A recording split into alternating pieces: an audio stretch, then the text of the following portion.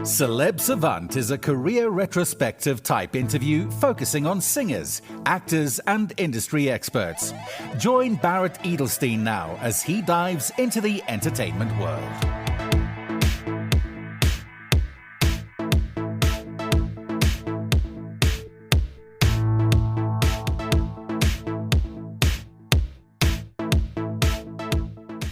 Toby Gad is a renowned German music producer and songwriter based in the epicenter of the music industry, Los Angeles. With a Grammy-winning career, Toby's impact extends globally, with 15 billion combined streams across his expansive catalog of 400-plus released tracks. His accolades are profound, including 3 Grammy Awards and 10 Grammy nominations.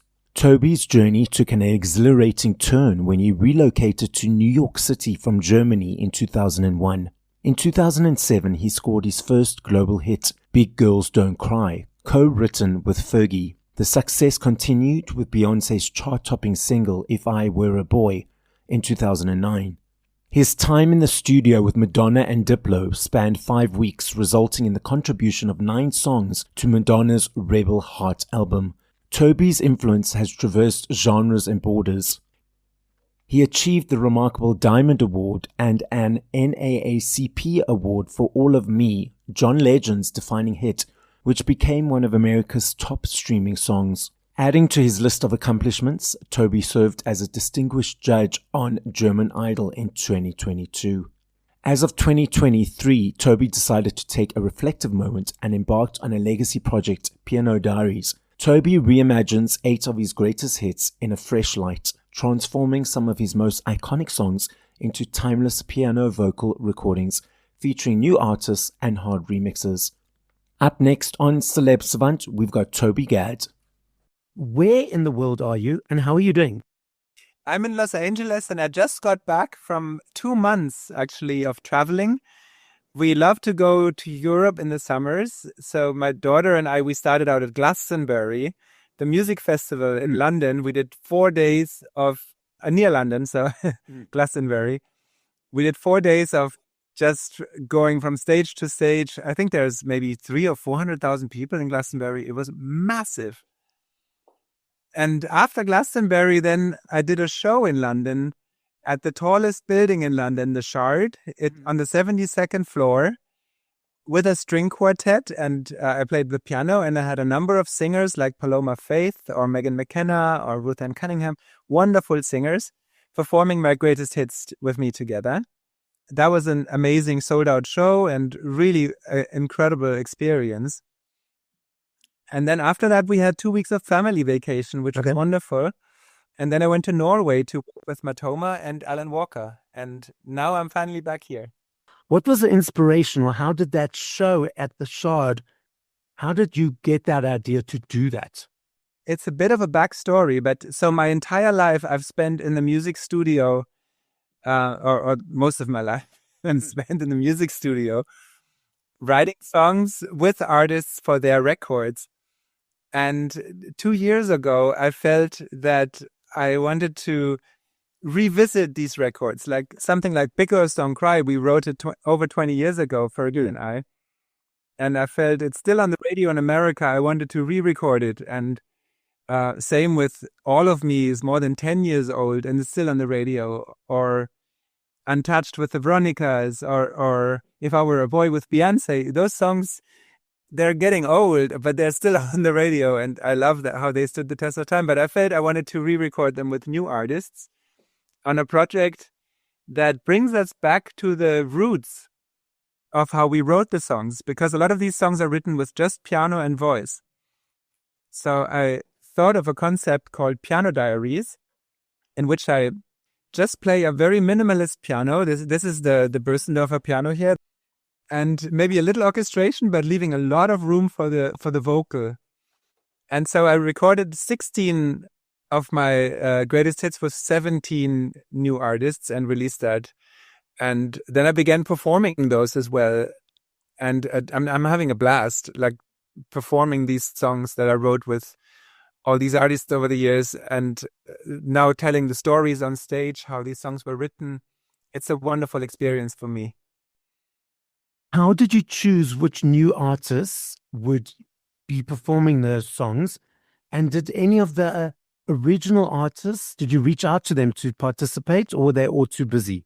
I did notify all of the original artists, and they were okay with it. And then I asked favors of people I've worked with and friends, and also some artists I didn't know yet. Like Victoria Justice is someone I've worked with for many, many years since she was very young. I think she was 16 or 17 when we first worked together. She was known from that Nickelodeon show, Victorious. And she was the first one. We recorded Big Girls Don't Cry together, my Fergie song, and I got Fergie's approval. And then Kelly Clarkson heard that, and she liked it so much that she invited us to her TV show, and we performed it there. And from there on, Universal Republic trusted us with some of their artists. So with the artist Camilio, I recorded Skyscraper, which was my Demi Lovato hit. So we went artist by artist, song by song, and we released those songs and celebrated them and did music videos alongside. For instance, on Untouched, my Veronica's song, which, by the way, just got voted the third biggest song of all times in Australia, which we're very proud of. That song we recorded with Johnny Orlando, who is a fairly unknown kid.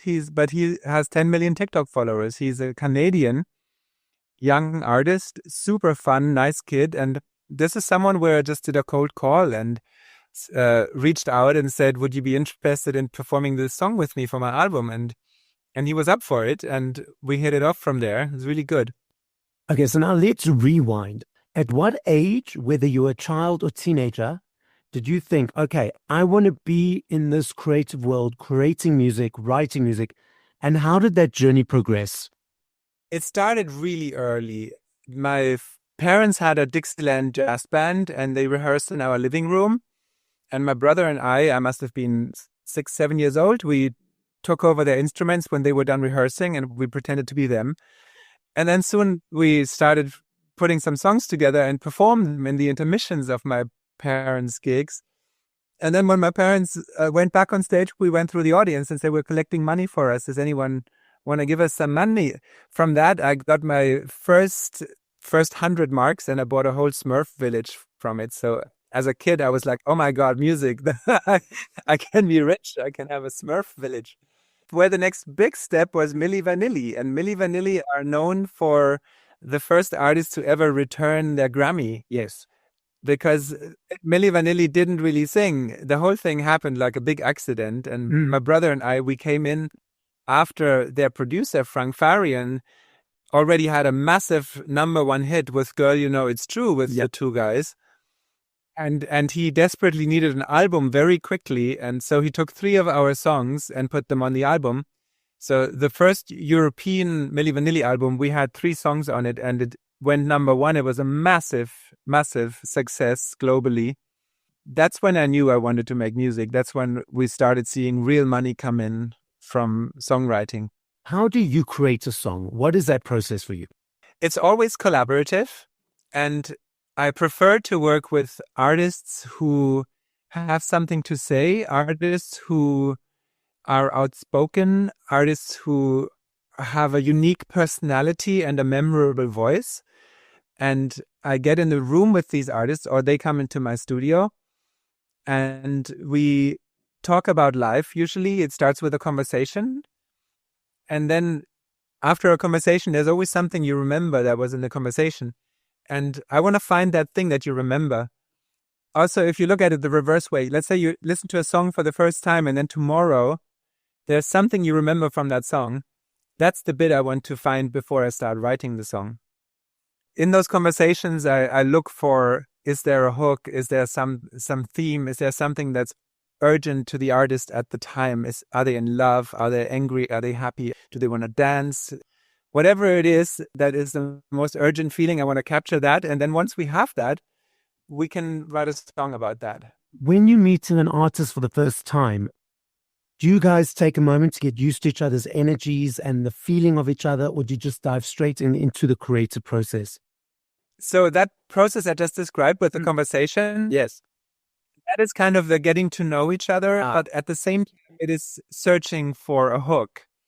it is conversation. Sometimes the conversation is 5 minutes and we stumble upon something that, oh my God, we need to write that song. It can also happen that, for instance, when we wrote Skyscraper, Lindy Robbins walked into the room with that title and said, I have a great title, Skyscraper. And Curly and we are the collaborators on it. I said, skyscraper, that's a terrible word. We can never write a song skyscraper. But then Curly was thinking, I will be rising from the ground like a skyscraper. And then suddenly this cold word had so much emotion that we felt, oh, we need to write this song. And I got at the piano and we were jamming melodies around it. And that's how the song Skyscraper came about. So sometimes it's a word that triggers it. Or when BC Jean and I wrote If I Were a Boy for Beyonce, she was just unhappy about a boy who didn't reciprocate her love. And we were walking in Manhattan outside of my studio and she said, if I were a boy, I would be a much better da-da-da. And I said, wait a minute, did you say if I were a boy? I always have these feelers out for hook lines or for unique titles. And when I heard the words, if I were a boy, I thought, wow, this is unique. We need to write that. So we went back to the studio and I asked her, what else would you do if you were a boy? And she came up with these unique concepts and we came up with the melody. That song was really quick to write. You've had lots of hits on the charts with various artists. Obviously, whenever you go into the writing studio, the intention is always of purity, of authenticity, and of creating a beautiful song. But then comes with that, after having a few hits, it becomes a situation of, oh, is this going to be another hit? How does your ego and the brain separate yourself of, is this going to be a hit, compared to keeping into the authenticity of just creating beautiful music? Yeah, that's a very good question. And I think it could hold someone back because it's that childlike playing that, in my opinion, leads to those happy accidents where you stumble over something and there's something you wouldn't do if you would rationally think. And then boom, there it is. And then you go, oh my God, this feels good. We need to do this more. And that's how some songs are born. They're all happy accidents. I don't think you can go in the room and say, I'm a songwriter. I've had so many hits. I know exactly how a hit is written. I just think that works. When I get in the studio, for the most part, I don't know what I'm doing. It feels like every time I'm writing something for the first time and I've never done it before. To elaborate on that, I feel a lot of the songwriting when it comes to the music, at least for me, is coming from improvisation. And I'm really big fan of piano improvisation. Are you familiar with Keith Jarrett? Yes. He's a jazz pianist who worked with Miles Davis when he was 18. And he pioneered the concept of making big concerts without knowing what he's going to play. And he just improvises in the concerts. And that has always fascinated me. I love improvisation. And for me, the root of songwriting is improvising, doing something that hasn't been done before, trying with every note to go somewhere where you've never been before. I think that's how new things come about. Pre to social media, there was the record label saying, okay, we need the next hit. We need the next hit. And now social media and TikTok has come in. The attention span of people having 10, 15 seconds of that. Have you allowed these circumstances or these outside forces to influence the way you write? Or you just go in and say, okay, I'm going to do my best. I'm not worrying about the TikTok attention span. I'm not worrying about the record labels wanting me to get the next hit. Do you just stay true to yourself? Yeah, there's of course it's tempting to cater to that. But I feel a lot of people are doing that and I need to be true to myself. And for me, I've always loved some ballads or songs that have a long arc. And songs that tell an emotional story. And that's not very TikTok friendly. But then also, I mean, who knows? We had one song called Little Do You Know, which is a song that I wrote with the winners of X Factor Season 3 in America a long time ago. And the song got released on Sony Records and was a flop. But then for some reason, some kid on TikTok picked the song up and it became like 6-7 years later, it became a big hit on TikTok. And I didn't even know about it at first. My daughter was singing it and my wife was, do you know this is Daddy's song? And she was like, no way, this is a TikTok song. So that song is Little Do You Know, da-na-na-na-na. That became a massive TikTok song. And without writing for TikTok. It just happened to be compatible with the format. I've noticed these days that songs are shorter. Instead of being over 3 minutes or 3.5 minutes now, they're 2 minutes, 10 seconds, 2 minutes, 20 seconds. Are they soon going to be a 30-second song? What are your thoughts and what are your thoughts and observations around that quickness and that people want everything faster and shorter and quicker? What are your thoughts around it? I still like a good bridge. Like I feel you listen to a verse, a chorus, another verse, another chorus, and then you should be rewarded with something new after that second chorus. So I love to have a good bridge or a middle eight or what you may call it that takes you to another place after the second chorus. And then again, some songs aren't that structured, but in general, I do like for songs to last a little longer than 2 minutes. Yes. Toby, I noticed, I was very excited to see the other day on my Spotify new releases that a remix of yours of a Donna Summer song. Now, I gratefully have interviewed Bruce, late Donna Summer's husband, and I've also done a tribute to the late Donna Summer with her husband as a separate interview. So how did the idea and the collaboration of the remixes on the work on Donna Summer's music come to be? Yes, Donna Summer and we wrote around 2007 for her Crayons album, her last studio album. Mm-hmm. And we wrote 4 songs. 3 of them were released on the album, and the 4th one was never released. And that song is called Run. And for the longest time, I was hoping to find a way to release that song and share it with the world. And then with my Piano Diaries project, I recently released that song as a Piano Diaries version with piano and her vocal and an orchestration. And for the music video, you can see it on YouTube. We made a music video with a 13-year-old dancer.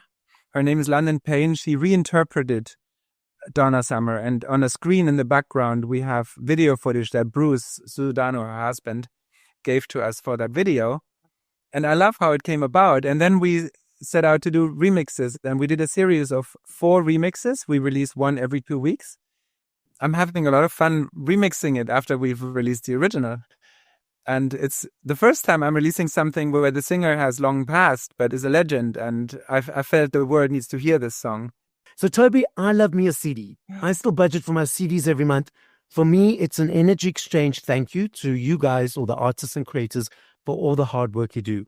I love the journey of the choice, the unpacking, the booklets. I'm sure you may or may not be aware, there's a massive uptick of physicals around the world. Last year in the UK, or 2 years ago in the UK, there were 5.9 million vinyls sold, the biggest since 1990.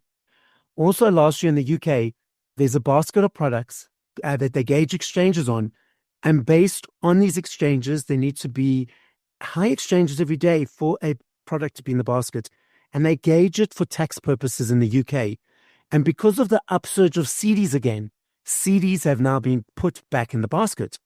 And the research is showing that it's the teenagers, it's the younger kids that are diving into this world, not necessarily the older nostalgic people. Then we also have streaming platforms that people consume music on. What are your observations around the landscape at the moment? Well, at the moment, I'm very thankful that with streaming, it is so easy to globally release a song, because in the days of the vinyl and the CD, which is nice to hold it in your hands, but as far as distribution goes, it's so complicated to bring it into a store in the Philippines or in Malaysia or in South Africa or in Europe. Logistically, it is so complicated. And now with streaming, any kid can release a song and then can find out who anywhere in the world loves to listen to it. And then you can travel to that audience even and perform for them. So I think in that sense, streaming is a great equalizer. We know you've got the Piano Diaries that you've already mentioned, the remixes with the Donna Summer tracks. What else is coming up over the next period of time? I'm working on a Christmas album. And it's so ironic that in the heat of the summer, we're working on a Christmas album, but that's the timing. It takes time to record the Christmas album. And I have a lot of singers. These all original songs that I'm writing with singers with voices that I love. I'm in the middle of that right now. Are you allowed to say which singers you're collaborating with, or is it still top secret? Well, I can already mention Jordan Sparks is going to be on it, and a lot of others that I will unveil as they come about. Megan McKenna is going to be on it, and so on. Amazing. It's your first time doing a Christmas album. What was the inspiration to dive into that world? Well, I've often worked on Christmas records. For instance, with John Legend and Carrie Underwood, I had the song Hallelujah. That was a big song for them. They performed it at the season finale of The Voice and in different places. It's a wonderful song, Christmas record. And then with Kelly Clarkson, I had a Christmas record called Blessed that she performed on her show 2 years ago, and beautiful rendition. And with Colby Calais, I did Christmas work. So, but this is the first time that I'm actually putting together a Piano Diaries Christmas record. How is it different writing music for an event such as Christmas or a holiday compared to writing music, general day-to-day music? What is the difference? I think the difference is that a Christmas song only lives for a month or two, but it's a perennial. It might come back next year, and if you do it well enough, it might come back every year. Yeah.